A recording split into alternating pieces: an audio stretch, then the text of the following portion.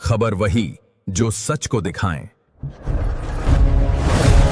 महाबळा गावावर चक्रीवादळाचा कहर, शेतकऱ्यांचे लाखोंचे नुकसान, ग्रामपंचायतीला कुलूप. वर्धा जिल्ह्यातील महाबळा गाव आणि परिसरात काल झालेल्या भीषण चक्रीवादळाने अक्षरशः हाहाकार माजवला आहे.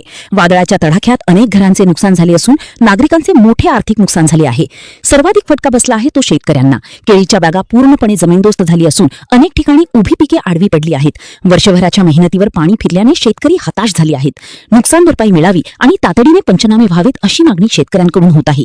मात्र धक्कादायक बाब म्हणजे नुकसान नोंदवण्यासाठी काही शेतकरी ग्रामपंचायत कार्यालयात गेले असता कार्यालयाला कुलूप असल्याचे आढळून आले.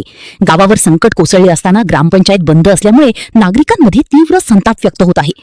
गावकऱ्यांच्या म्हणण्यानुसार ग्रामसेवक आणि संबंधित अधिकारी वेळेवर उपलब्ध राहत नसून नागरिकांच्या समस्यांकडे दुर्लक्ष केले जात आहे. तसेच निवडून आलेले लोकप्रतिनिधीही संकटाच्या काळात गावात फिरकत नसल्याचा आरोप नागरिकांनी केला आहे. आता जिल्हा प्रशासनाने तातडीने पंचनामे करून नुकसानग्रस्तांना मदत द्यावी आणि संबंधित अधिकारी कर्मचाऱ्यांच्या कामकाजाची चौकशी करून योग्य कारवाई करावी अशी मागणी शेतकरी आणि ग्रामस्थांकडून होत आहे.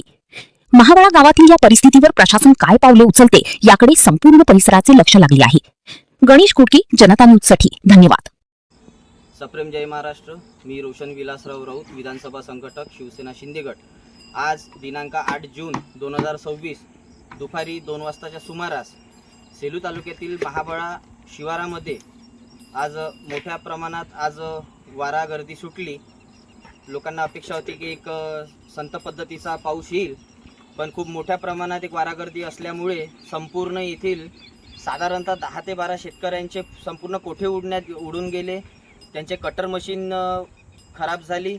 संपूर्ण जेवढं काही त्यांचा या मुक्या जनावरांचा जेवढाही काही चारा असतो, जे त्यांनी विकत घेऊन आणलेला असतो साधारणतः 50-60 हजाराचा संपूर्ण 5-6 महिन्याचा, तो सुद्धा ओला झाला असल्यामुळे आता त्याला फंगस लागून तो खराब होऊन जाईल.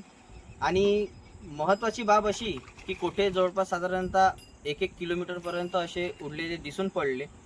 आणि त्यांचे जे काही जनावर आहे, काही ठिकाणी गाया, काही ठिकाणी म्हणजे दुधाच्या गाया, बैल, छोटे वासरं, त्या ठिकाणी टीनाचा मार त्यांना लागला व ते अक्षरशः चिरून गेलेले आहे अशी परिस्थिती दिसून आलेली आहे. करिता शिवसेना शिंदे गटातर्फे आम्ही माननीय तहसीलदार मॅडम सोबतच माननीय जिल्हाधिकारी कार्यालय यांना एक माहिती देऊन निवेदन सादर करून तात्काळ याची तपास पाहणी करून सकारात्मक पद्धतीने आपण स्थानिक शेतकऱ्यांना आपण या ठिकाणी का न्याय देऊ शकतो व माननीय एकनाथजी शिंदे साहेबांपर्यंत हा मेसेज पोहोचवतो की आपण लवकरात लवकर शेतकऱ्यांना न्याय मिळवून देऊ. जय हिंद, जय महाराष्ट्र.